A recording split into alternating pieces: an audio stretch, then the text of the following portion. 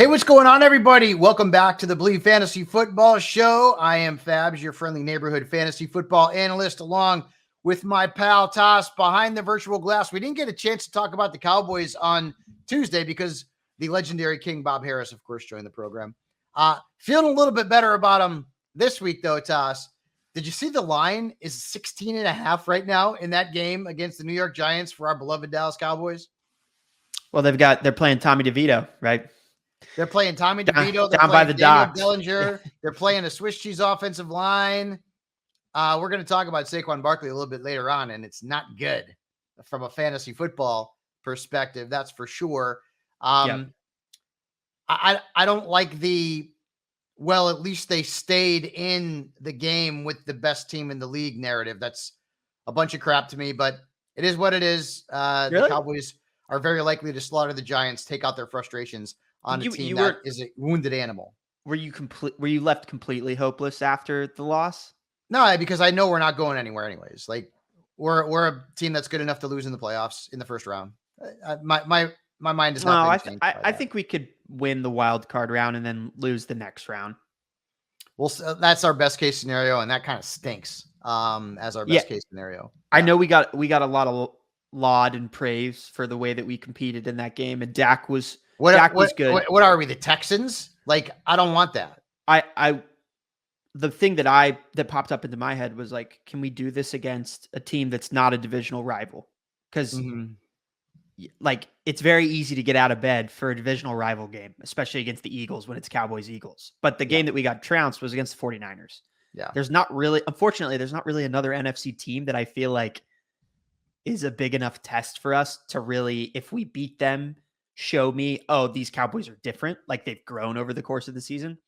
But yeah, I'm right there with you. I wasn't, man, it would have felt really good if we had been able to get a victory from that game. Eagles tried to give us the game. Which I think we should have. We should have won that game. They tried to give it to us, and we said, nah, we're good. Anyways, typical Cowboys. Big news of the week. Kyler Murray's back. Thank God. I've been waiting. We've all been waiting. Quarterback is a dumpster fire right now. And I don't care that he hasn't played football in a while. I'm starting him this week. I don't care. I'm like, it's still brutal. The quarterback position's awful. You know, Tosh has mentioned Tommy DeVito starting this week. It's bad. 4 teams off as well. And 3 of those teams have elite quarterbacks. Tua, Hurts. Well, Tua's maybe not elite, but he's pretty good. And then, of course, Mahomes. So, and then you got Stafford / Carson Wentz. Ooh, I tell you this.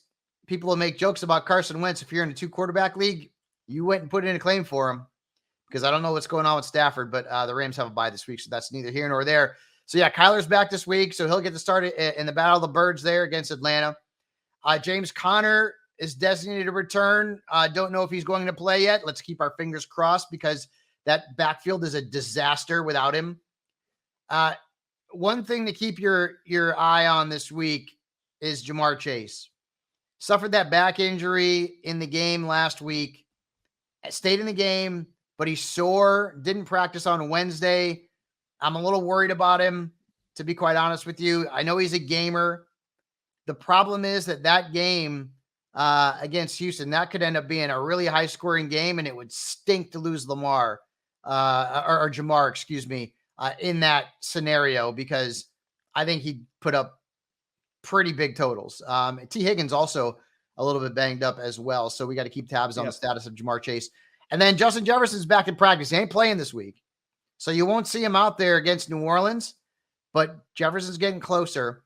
And folks, if you have Justin Jefferson, whether or not you're a Vikings fan or not, you want the Vikings to keep winning. Yeah, big time. Because if they keep winning, they'll stay in the postseason hunt. And if they stay in the postseason hunt, Jefferson's going to be back sooner than later. Yep. So let's see if the Vikings can knock off the Saints after that thrilling win last week against Atlanta, another NFC South opponent. So that's a big game for more than one reason. Let's put it that way. Before we get into the Thursday night preview, let's talk about BetOnline. The last of the major pro sports leagues is off and rolling, and college basketball is ready to go as well. It's crazy. College basketball already. I mean, geez Louise. It is November, but BetOnline remains your top spot for all your live betting action and contests. NFL, college football, UFC, hockey, National Hockey League. They're all in full swing. BetOnline is your number one source for wagering, news, odds, trends, and predictions. All the hoops betting action, along with every sport available at your fingertips, with both desktop and mobile access at any time that you want it. Head over to BetOnline today and remember to use our promo code BELIEVE, that's BLEAV, for your 50% welcome bonus on your first deposit. That's promo code BELIEVE, BLEAV, for 50% off on a welcome bonus. BetOnline, where the game starts. And the games start this week with a stink bomb. But, I mean, we're kind of used to it. Panthers, Bears. Oh, I can't wait. Oh! I mean, like, at least this game has already massive draft implications, right? That's it. Like, and it's a revenge game for DJ Moore. It's a revenge game for D'Onta Foreman. I don't know. So let's get into the wagering side of things. The Bears are a 3-point favorite at home, which means it's basically a push game. The total's 38.5, which is low, which you expect. The money line is the Panthers at plus 130, the Bears at minus 155. The Panthers are 4-8 against the spread in their last 12 road games. They're 0-4 against the spread in their last 4 road games overall, and they're 1-5 in their last 6. So, and that's obvious. They've got 1 win this year. The under has come up in the last 3 road games as well for the Panthers, so keep that in mind. Bears are 4-4 against the spread in their last 8 Thursday night games. That gives us nothing. Although 4 of those games have come against the Packers. So half of their Thursday night games have come against Green Bay in their last 8.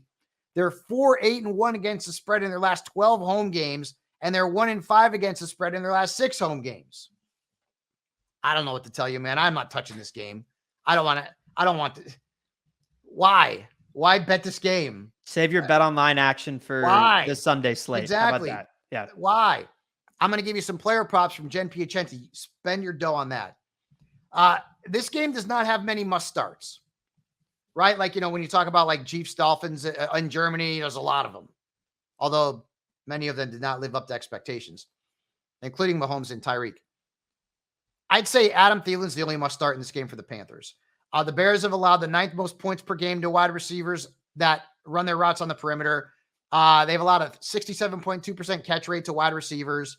So Thielen's a good start. He's been great for the most part. After that, I'll say this.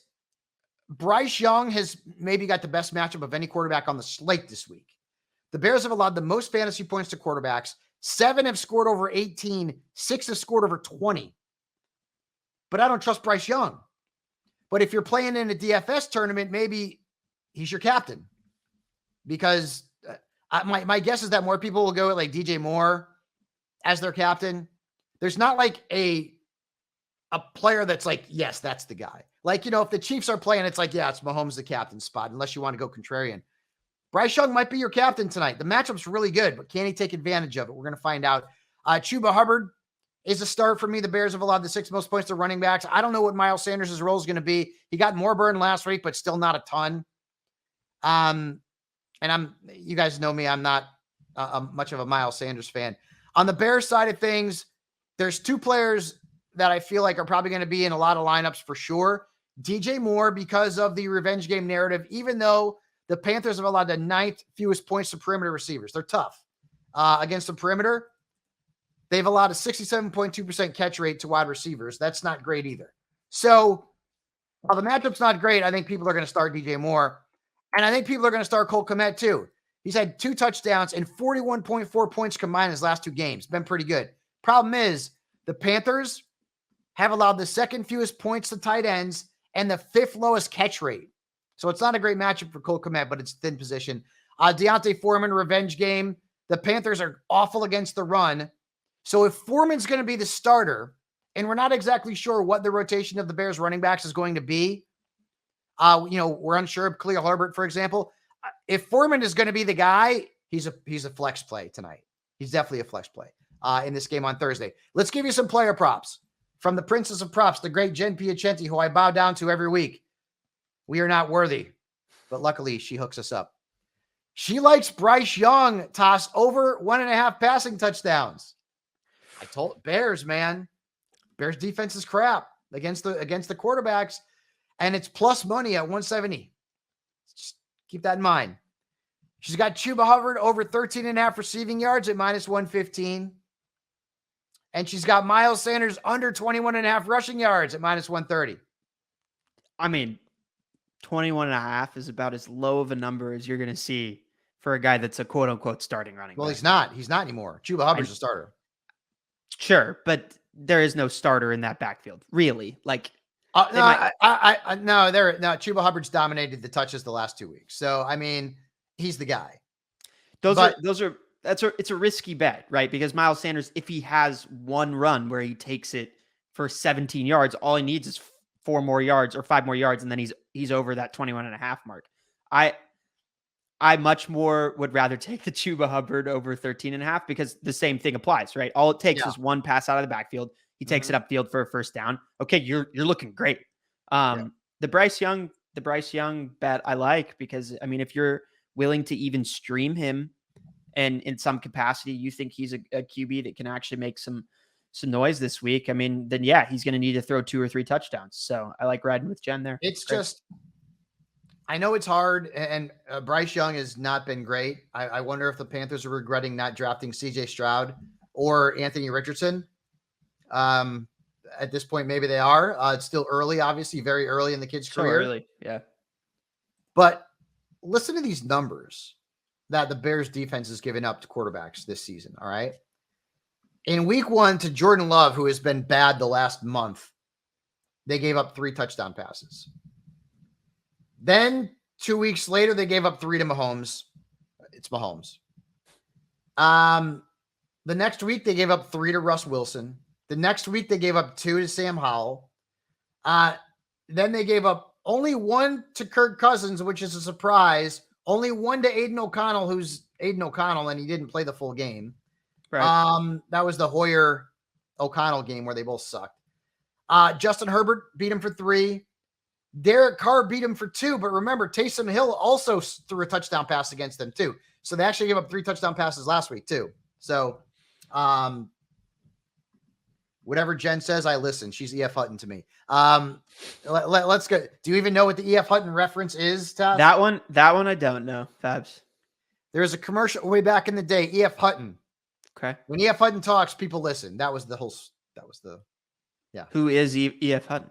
It's a company. I think it's like a financial advisory company or a bank or something. I don't know exactly what it is. Well, when I was watching commercials at that young age, that wasn't, one of the things that was on my mind. Yeah, but young age to you is way more. I think it's like a brokerage firm. Like it has something to do with money. Yeah, but that's what I'm saying. Is like, what am I at 6 watching a brokerage firm? But I know, but I was young too, and like I just remember the slogan. Yeah. Anyways, we just gave E.F. Hutton a plug. I don't even know if they're still around. I'm guessing they probably are. Sponsor us. Yeah, let's go to some DFS action for the week. And there are a lot of quarterbacks I like this week on the low end. Brock Purdy's only $5,700 against the Jags. Will Levis has got the Bucks, who just gave up 5 touchdowns to Stroud. Yep. Was it 5? It was 5, right? No, it was 4. 4. That's right, 4. 41 points. Yeah. $5,300 for Will Levis. I like that. Taylor Heineke at Arizona, $5,100. They're all cheap. I like Will Levis if you're going cheap this week. $5,300 against that defense. I'll take it. I will take it. Quarterbacks I'm fading this week. Lamar is $8,000. Lamar did not have a good fantasy game last week. Not that it matters, but the Browns defense is good. I think it's going to be a low-scoring game. $8,000 is a lot. That's a lot.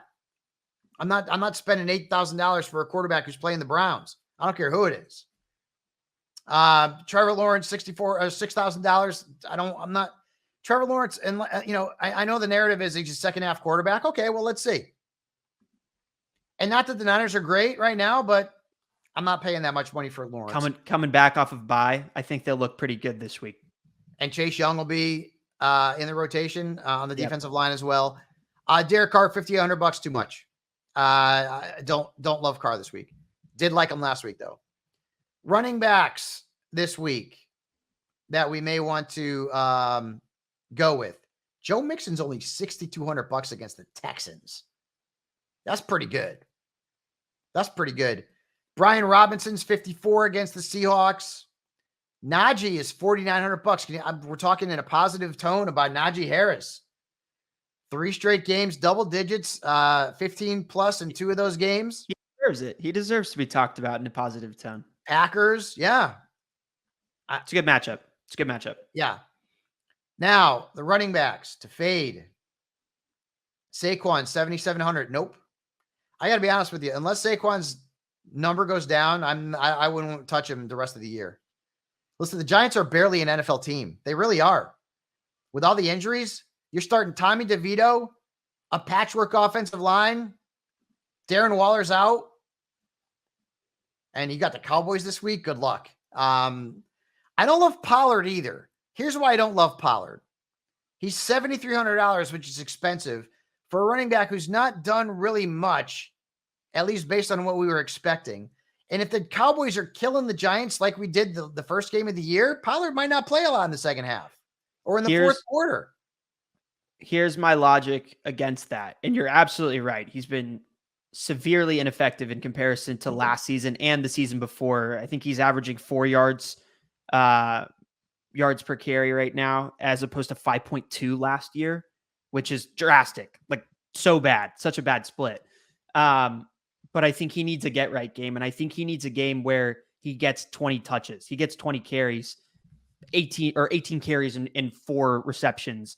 And they use him further into the game than they normally would if they're up big against the Giants, because he's an essential part to this Cowboys future if they want to get past that wild card round, like we were talking about at the beginning of the show. And he hasn't had that game yet. And so I think of all the opponents, like this would be the game, right? Where McCarthy kind of runs him a little bit harder and longer than he normally would. But you could be right. I mean, it might be Rico Dowdle might vulture 2 touchdowns in this game. He's the 6th most expensive running back.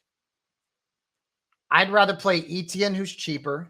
Sure. I'd rather play Montgomery, who's cheaper. I'd rather play Mixon, who's cheaper. I'd rather play Bijan, who's cheaper. I hope he does have a big game. He had a good game against the Giants in week 1. I mean, beat him for 22. So it's just a lot of money to spend on him. For anyone considering Montgomery, you're not in the camp of like, let's wait and see, at least with this first week, him coming back from the injury. No, not against the Chargers. Chargers are bad against the run. Gibbs has been great though the last two weeks. Yeah, I get it, but Montgomery was great before he got hurt. Sure. And I know they're talking about giving Gibbs more burn, which is fine. Montgomery's still going to lead that team in touches every week unless he gets hurt again. I don't see. And I mean, okay. This would be the only week I'll give Gibbs. I'll say, and I'm not anti-Gibbs by any stretch of the imagination. Sure. The Raiders are terrible. The Raiders are terrible against the run. Breece Hall is going to rush for 150 against them this week. They're bad. And then the week before, they were getting killed. Yeah, that killed. Honestly, that was a lot of passing work. It was passing work too, and that game was a bit of a anomaly for him. I mean, this matchup is good. It's not as good as it was last week, and Montgomery's back. So Montgomery is $6,900. Gibbs is actually $7,000. Between the two, I want Montgomery. Yeah, they both it doesn't seem like there's going to be any limitations. So they both might have great games. So yeah. Quite possible. Gus Edwards also a fade at $6,100 at wide receiver. Nuke Hopkins is playing the Bucs, who just gave it up to Tank Dell and Noah Brown and Nico Collins and every other damn Houston Texans wide receiver. $6,000 for Nuke. I like Ridley at $5,600 against the Niners. And I like Jahan Dotson against the Seahawks. If Curtis Samuel's back, then I don't love him as much, but we're still a little bit early on to know about that. But $5,000 is a pretty good price, and Dotson's coming on right now. Wide receivers that I'm going to fade. Nico Collins is $6,600. The Bengals are actually good against perimeter receivers.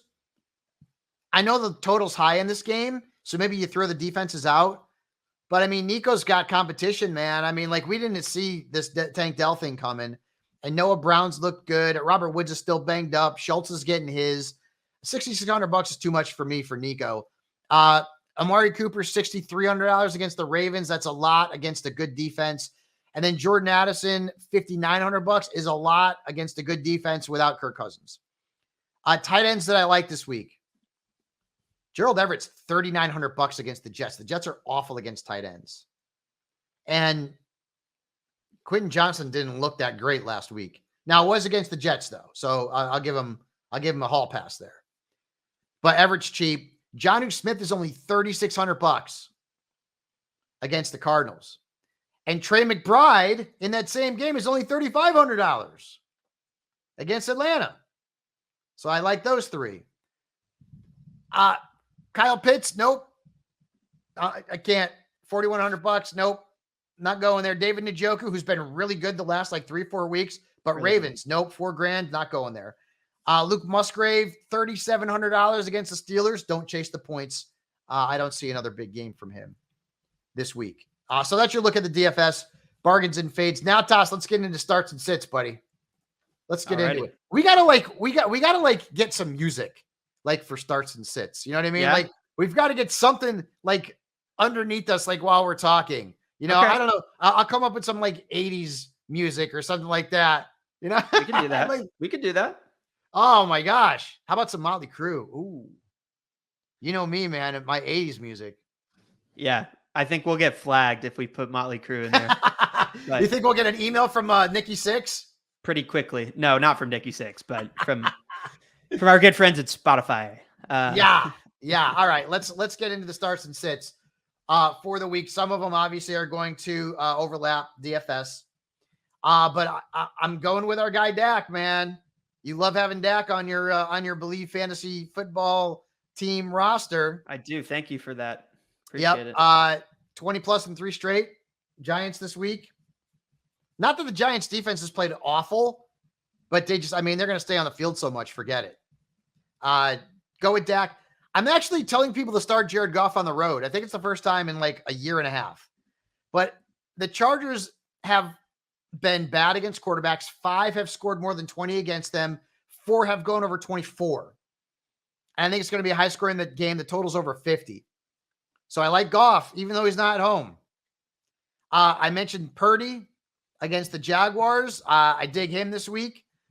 I dig Stroud. I like Stroud last week, thinking he was going to do what he did. But I got him in my top 8 this week at quarterback against the Bengals. 4 quarterbacks have beaten the Bengals for 18 or more points, including 3 have gone over 20. So they're not an impenetrable defense. And then this one here I'm on the fence about. I got Geno Smith as a start. Geno Smith has been awful this year, sans one game from a fantasy perspective.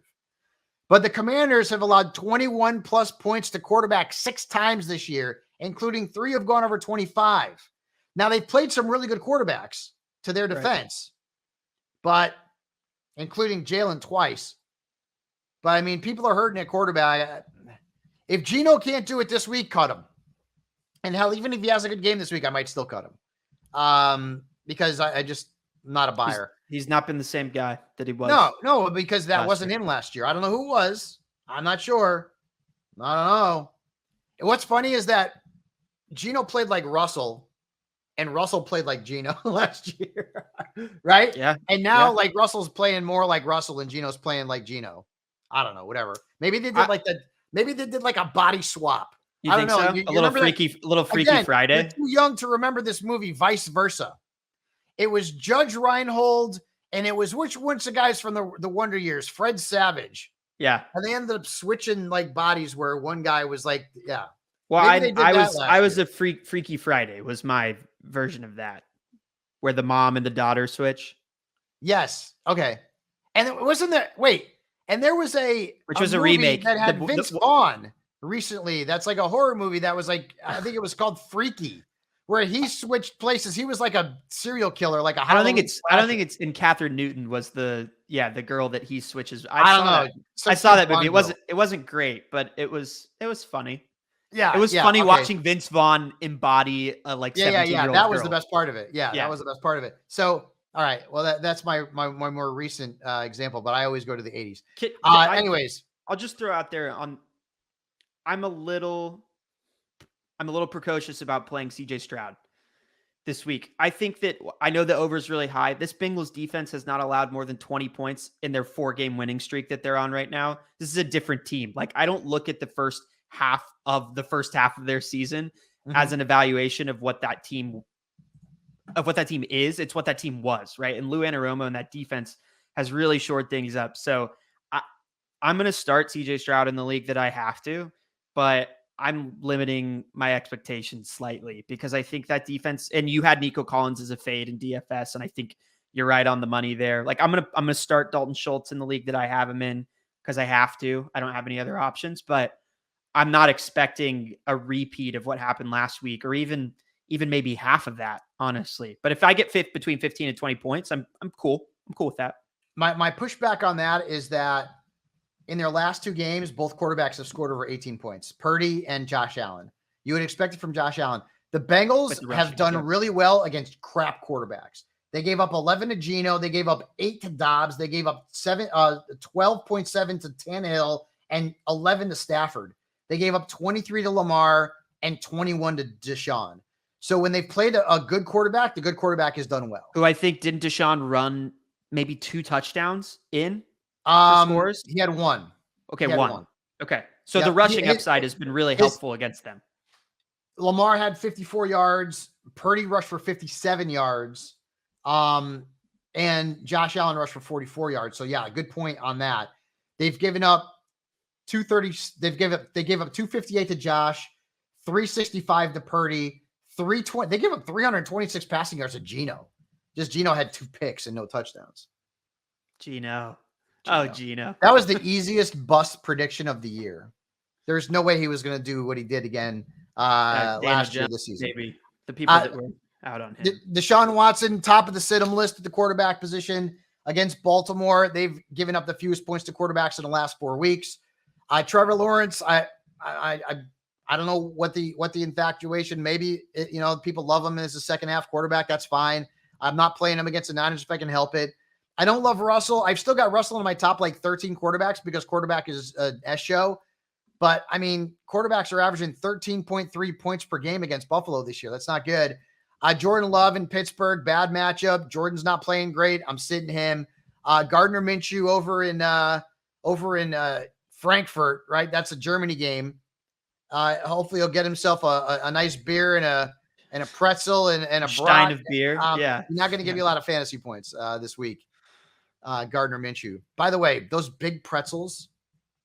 Oh, I love them. Bavarian pretzels. They're so, they're so good. You know the big soft pretzels? Oh yeah. Oh, those are phenomenal.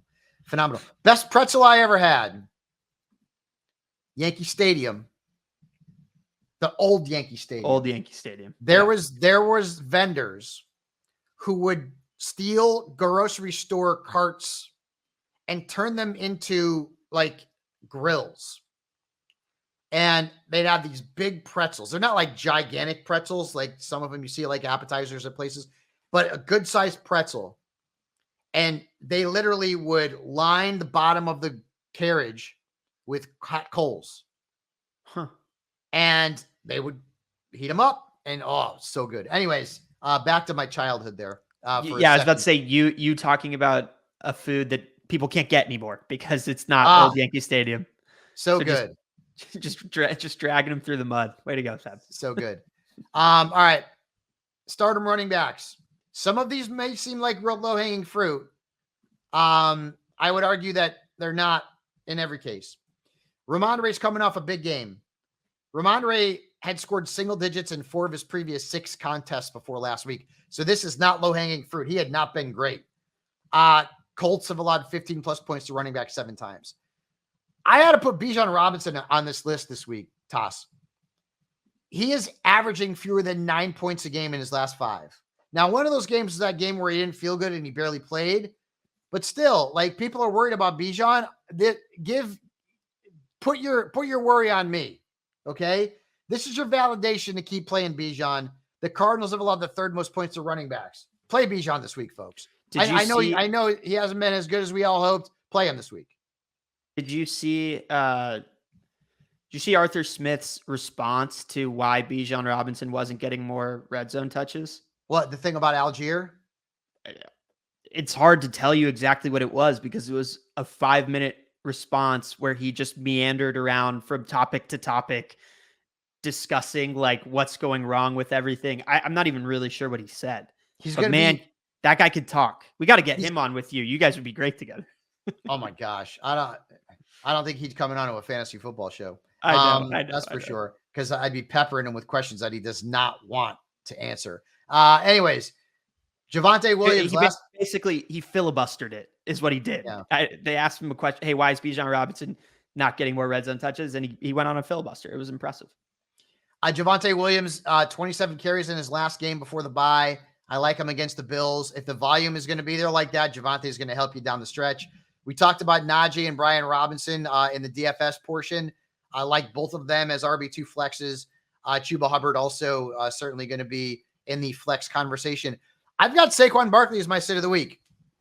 And I know you got to play. I know you got to play him. I get it. I ain't dumb.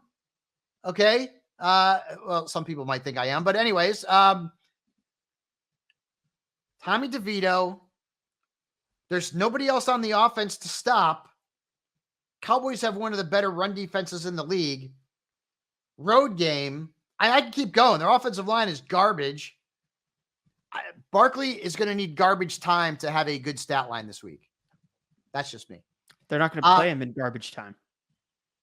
I don't know. I got to be honest with you. Why would you? He's a potential asset. I got to be honest with you. Every quarter of the Giants games for the rest of the year are garbage time. Now they're going to be awful. I don't love Gus Edwards against the Browns. You talked about like not looking too much at like what happens like in the first half of the season. The Broncos were getting hammered by running backs every week. They give up like 80 combined points to Achane and Mostert one week, right? They were getting killed. Look at the numbers lately. The Broncos have allowed 19.1 points per game to running backs in the last 4 weeks. That's not a lot. They held Isaiah Pacheco to single digits. They held Aaron Jones to single digits. They held A.J. Dillon to single digits. James Cook is a playable RB2 flex. Don't be surprised if his numbers aren't great because Denver's defense is trending on being much tougher against running backs. Maybe it'll change. That's what I'm looking at, though. They've been better against the run. Kareem Hunt also a fade against the Baltimore Ravens, who have allowed 3 touchdowns to running backs this year. That's it. Ravens might have the best defense in the league. They might have the best team, period, in the league. Moving on to the wide receivers. And interested to get your take on a couple of these toss, especially the sit-ems. Brandon Ayuk is my start of the week at wide receiver. He's failed to score 11.6 or more points than in 3 of his last 4 games, but Jaguars are awful against perimeter receivers. Start him. Debo's going to be back this week too, it looks like. Don't care. I'm starting Ayuk. That's going to hurt George Kittle more. Michael Pittman Jr., start him against the Patriots. He's averaging right around 15 points per game. He's been very consistent, and J.C. Jackson did not make the trip. They acquired him, and all of a sudden, he's already in the doghouse there for Belichick. Christian Kirk, start him against the Niners. They have allowed 3 touchdown catches and the 6th most points to slot receivers in the last 4 weeks. DK Metcalf, you're like, wait, Fabs, this is low-hanging fruit. DK Metcalf is averaging single digits in his last 3 games. Single digits. He's been bad. Last week, I think he had 1 catch. And it's not DK, it's Geno, because Geno stinks. But Commanders, 9 touchdowns and the 3rd most points allowed to the perimeter. What? He does stink. I know. He stinks. It's not been good. Yeah, you're right. No. Nuke Hopkins, start him against the Bucks. Remember last week against the Texans? Need I say more? I like Nuke. I like Levis too. Demario Douglas, I also like this week in that game overseas against the Colts. My sit of the week. It is the first time I've ever done this, and I don't know if it's going to be the last. And I am, you know what I did to Joe Burrow and Aaron Jones? I sat them in that week. They both went off after struggling. Burrow had a good game against the Cardinals as my sit of the week.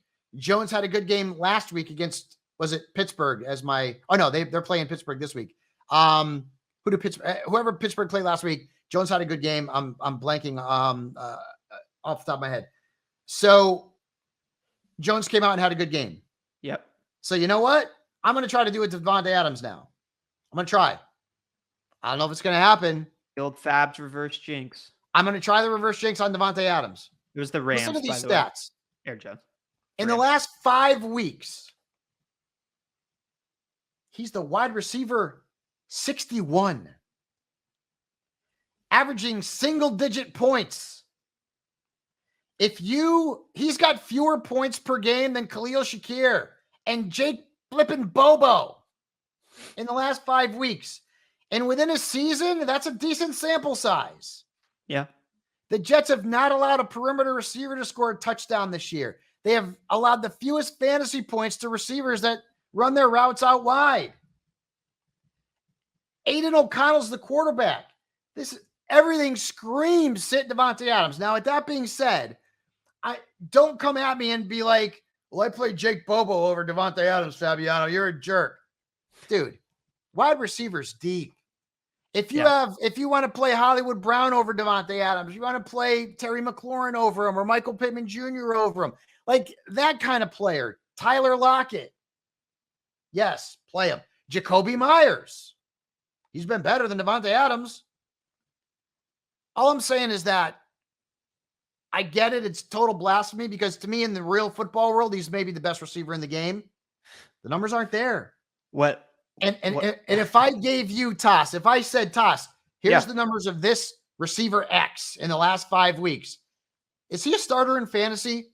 You would be so quick to say, hell no. Right. It's Devontae Adams.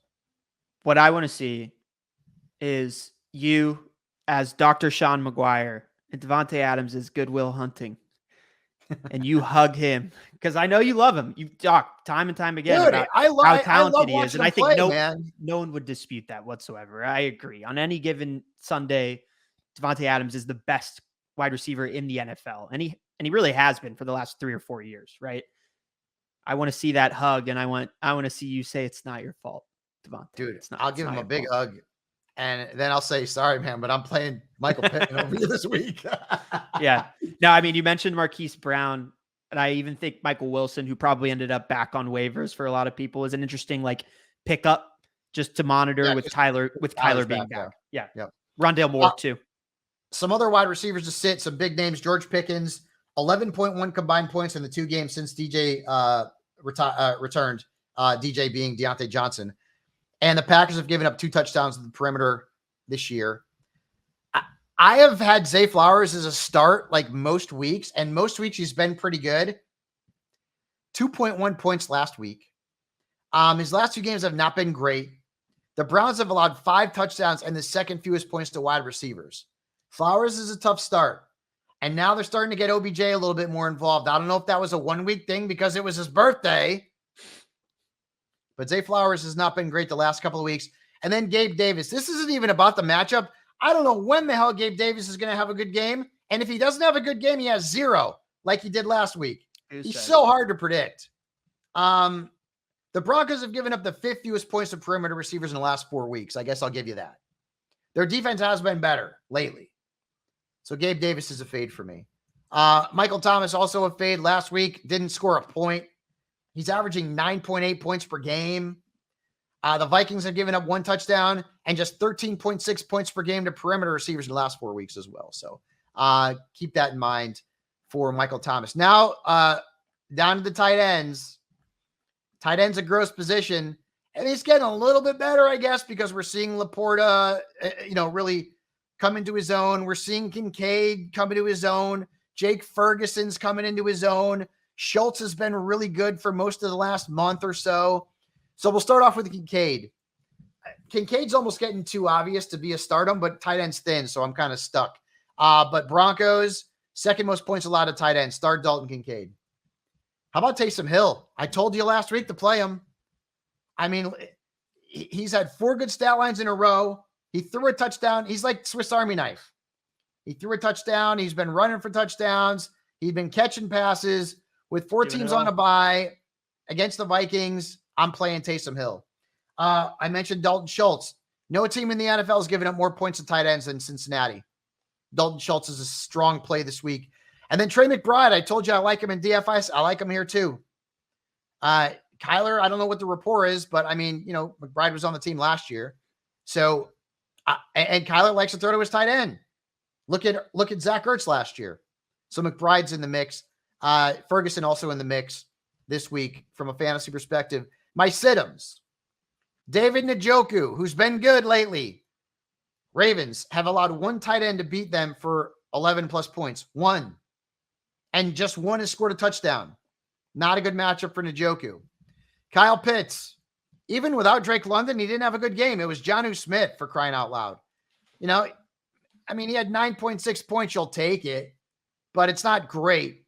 He is starting to be, and I hate to say it because I hope he ends up someplace else, but right now, Tass, in the last decade, he's one of the biggest first-round busts. He's had one good year, and that was a rookie year where he had 1,000 yards and really minimal touchdowns. And since then, he's been really inconsistent and unreliable, and for the most part, unproductive. Yeah, sure. Luke Musgrave, don't chase the points against Pittsburgh. Tough defense against the tight ends. And then Cade Otton. I think Cade Otton is rosterable, but stat here for the Titans. Their defense has allowed one tight end to score double digits. One. And he had 10.9 points. That's the best game a tight end has had against the Titans this year. 10.9. Mark Andrews. Mark Andrews. That's it. So I beware the Titans defense when it comes to Cade Otton this week. Michael Mayer also a fade for me against the Jets, but now you're getting into some guys that are barely startable from a fantasy perspective. Give me a final score on the Cowboys and the Giants this week. Right now, as I look on the DraftKings sports book, the Cowboys are a 16.5 point favorite. The total's 39, which means that Vegas expect the Cowboys to score 35. Because the Giants ain't scoring more than 10 points.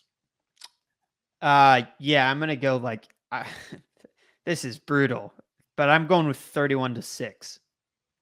So you're under. I'm taking the under, but you're under and the Cowboys cover. And the Cowboys spread. Yeah. All right. Yeah. I like it. I would love to put a 40 burger on the Giants because I am a tri-state area Cowboys fan who hates the Giants. And it's hard to hate them now because they suck so bad, but it's like you're a Yankees fan and the Red Sox suck. It's still fun, even though the Yankees aren't any good. And God, Cashman.